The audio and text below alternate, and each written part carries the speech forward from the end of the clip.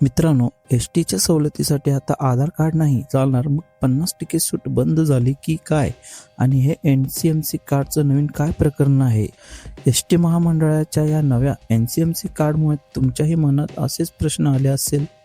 अनेकांना वाटते की हे कार्ड काढणं म्हणजे मोठी डोकेदुखी आहे.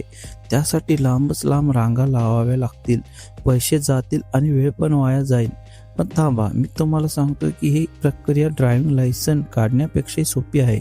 खरं तर फक्त 5 मिनिटाच्या तयारीसाठी तुम्ही हे कार्ड मिळवू शकता. तुमचा वेळ आणि पैसे दोन्ही वाचतील.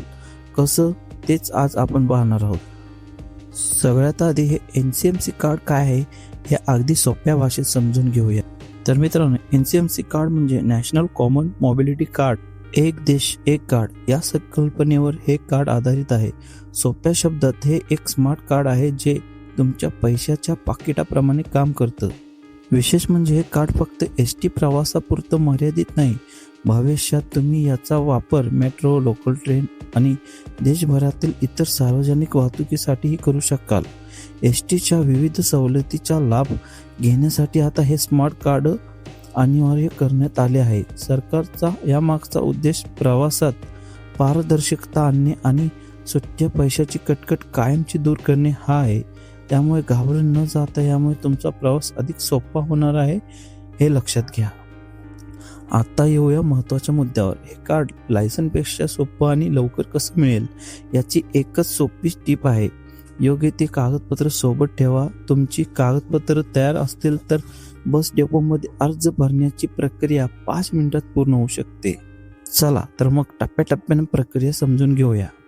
यात पहिली पायरी, तुमच्या जवळ ST बस डेपो किंवा महामंडळाचे नेमलेले अधिक एजंट शोधा.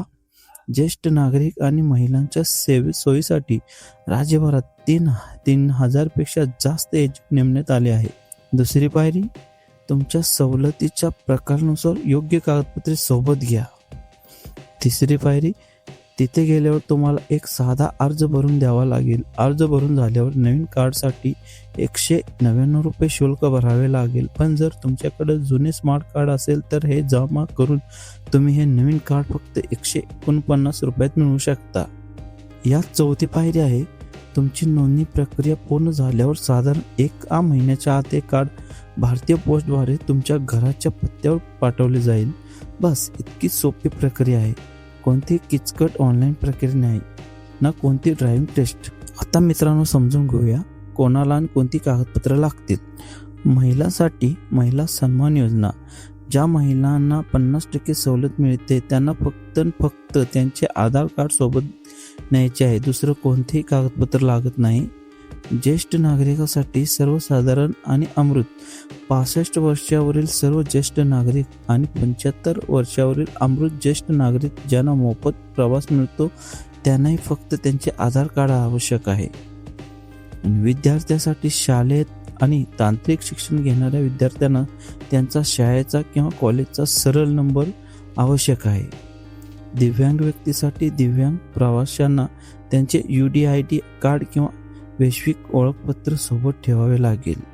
या सर्व कागदपत्रासोबत तुमचा एक चालू मोबाईल नंबर लागेल, कारण नोंदणी करताना त्यावर एक OTP येतो. कार्ड मिळाल्यावर ते सक्रिय करण्यासाठी म्हणजे वापरात आणण्यासाठी तुम्हाला त्यात कमीत कमी 100 रुपयाचा बॅलन्स टाकावा लागेल. त्यानंतर तुम्ही 50 रुपयाच्या पटीत किती रकमेची रिचार्ज करू शकता. रिचार्ज करण्यासाठी 3 सोपे मार्ग आहे. 1 बस कंडक्टरकडे, 2 बस डेपोवर आणि 3 ऑनलाईन. तुम्ही तुमच्या मोबाईलमध्ये UPI ॲप जसे की गुगल पे, फोनपे किंवा कुठल्या ॲपवरून तुम्ही सहज रिचार्ज करू. एक गोष्ट नेहमी लक्षात ठेवा, सवलत मिळवण्यासाठी तुमच्या कार्डमध्ये तिकीटा इतका बॅलन्स असणं गरजेचं आहे. बॅलन्स नसेल तर तुम्हाला पूर्ण तिकीट काढावं लागेल. तर मग पाहिलं का मित्रांनो, NCMC कार्ड काढणं खरंच किती सोपं आहे. योग्य माहिती असली की कोणताही गोंधळ होत नाही. तुम्हाला सरकारचा हा निर्णय कसा वाटला? ही प्रक्रिया खरोखर सोपी आहे की अजून तुम्हाला किचकट वाटते? तुमचे विचार आम्हाला खाली कमेंटमध्ये नक्की सांगा. आणि ST प्रवास आणि अशाच महत्त्वाच्या सरकारी योजनेबद्दल अचूक माहिती मिळवण्यासाठी आपल्या चॅनलला सबस्क्राईब करायला विसरू नका. धन्यवाद.